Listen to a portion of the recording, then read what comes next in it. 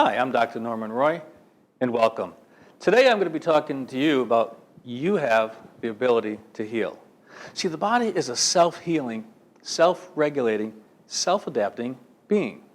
You have within you an innate intelligence that allows your body to heal. Now think about it. Let's go back to the beginnings of you, when there were two cells and they formed one cell. That's the magic of conception. Now that one cell became two, and then 4, 8, 16, 32, and 64, and kept going on and on, each time forming more cells just like themselves. Until one day, the cells, when they started to form different cells, specialized cells, heart cells, brain cells, nerve cells, and so forth. This is called the magic of specialization and differentiation. And this process continued. Organs formed, systems formed, and the process kept going on till eventually there was a little you. And the time continued until all of a sudden it was time to make the entrance into this world. And that's called the magic of birth. Now, what allowed all this to occur? What controlled the time frames? It was that innate intelligence, that ability to heal. Now, do you think that that power left you at birth? Of course not. It stays with you for your entire life. So you are constantly exposed throughout your life to viruses, bacteria, cancer cells, and all kinds of threats. And your body deals with this without you even being aware of it. Throughout your life, as you eat, your body takes in the food, breaks up the food into particles, and uses that particles to form different cells and different organs. Obviously, the better quality food, the better quality of the cells. Now think of it when you have a cut. Do you have to tell your body how to heal? Of course not. How about when you bump into something and you get a bruise or a black and blue mark? Do you have to tell your body how to heal that? Of course not. And how about if you get a broken bone? The bone is set, but do you have to tell your body how to heal that bone? Of course not. So your body is always healing whether you're aware of it or not, and whether you can explain how it happens or not. So your body is constantly getting rid of cells, millions of cells every day. The cells die and they're replaced. And depending on the source, the average is about every 7 years, you have an entirely new body.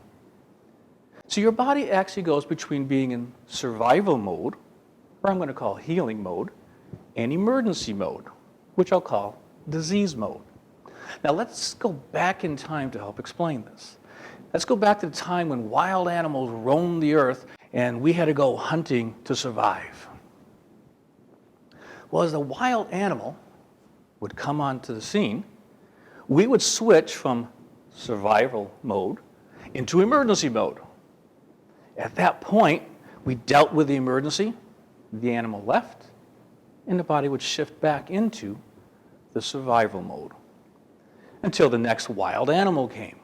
And we would again go from the survival mode into emergency mode and then back down to survival mode.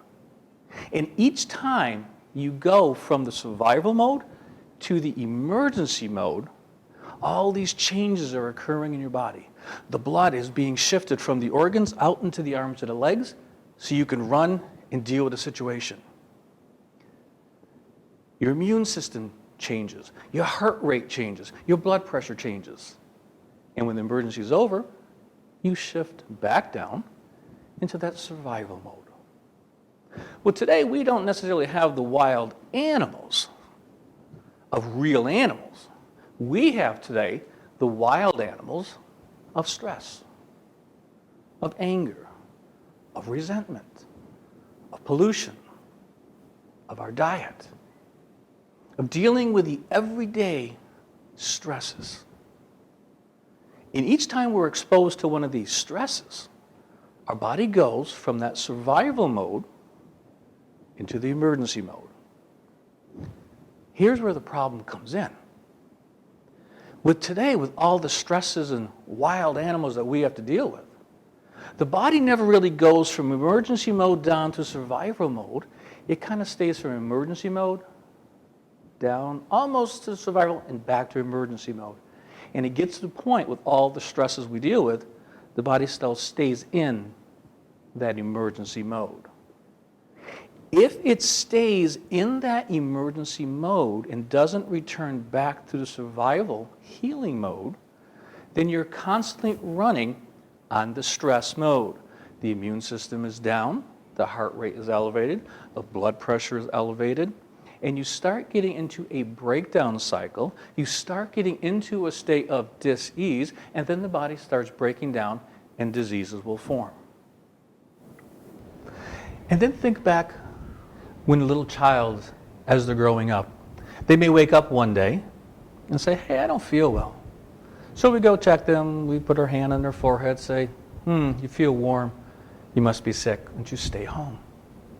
And the time goes on, a couple days go by, we go back and check, say, hey, you don't feel warm anymore, you feel nice and cool. You're well, you can go back to school. Well, this keeps forming over time, and every time this happens, it forms the impression and programs the nervous system that when you don't feel well and have a symptom, then you're sick. When you don't have the symptom, then you're well.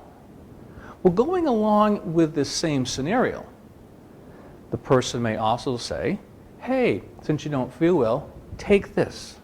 You'll feel better. And you continue to take this. And then the time comes when you feel better, and you're told you don't need to take that anymore.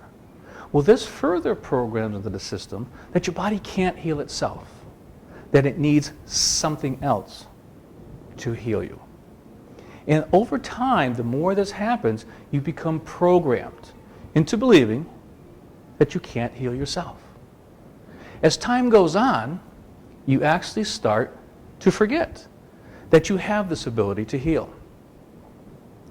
And then you get to that very dangerous spot where you don't even believe it anymore. You simply don't believe you have this ability to heal anymore. So now I ask you, what is healing? Well, most people, when you say what is healing, they think, oh, the symptom goes away, the pain goes away, a disease goes away. Healing is also dealing with emotions. It's getting over anger, resentment. Healing is forgiveness. Healing can also be acceptance, understanding. Healing is dealing with the stress. It's also getting to the story beneath. Most pains and most diseases have a story underneath them. For example, there was a situation of this man who was going to a healing service, and he had severe arthritis. And he kept going to the healing service week after week after week, and nothing was getting better. He wasn't seeing any response. He wasn't getting any better. So finally, one day, he went up to this healer and said, hey, I've been coming week after week for weeks here, and I don't have any results. I don't see any difference. So the healer talked to the person, and it turns out that the man had an anger issue, a problem with his brother that occurred years ago. So the healer said, I'll tell you what you do. You go home, forgive your brother, make peace, come back next week, and then let's see how you are. And the man said, well, if that's what it takes to get better, forget it. And he kept the arthritis. So in his situation, the story beneath his arthritis was not getting rid of the anger or the forgiveness of his brother and being totally inflexible. And his joints took on that role of being inflexible. Then there's the example of a 3-year-old. Say a little 3-year-old is going out on a tricycle now and wants to go out on their own, show some adventureness, show their own power that they can do what they want to do. So they get in their tricycle and they kind of start going out of the bounds and start traveling down the driveway. Then all of a sudden, they hear a horn, squealing of brakes, and they hear mom shouting, "Stop!" So the little child stops, looks around, looks at everybody. Situation appears to be over, so he continues on riding his bike. Years go down the road, and now it's like every time he wants to go out and be adventuresome, he wants to go out and step into his own power, he wants to go out and just do something, he finds himself just not feeling well. Maybe it's a stomach ache, maybe it's a headache, just not feeling like he wants to do this. And he can't figure out what is going on. Well, the story beneath his problems are what was long ago forgotten when he was 3 years old. See, the body will talk to you in the only symptom that it knows. A symptom. There is also what needs to be done is the changing of beliefs. For example, what we were taught long ago or years ago, we could eat anything we want and it didn't make a difference, we now know that's not true. We used to believe that things such as eating eggs or butter was bad for us. Now we know that's not true. But if you eat certain foods that are now known to be bad for you, simply because you believe it, you keep yourself in that rundown cycle, which will affect your healing.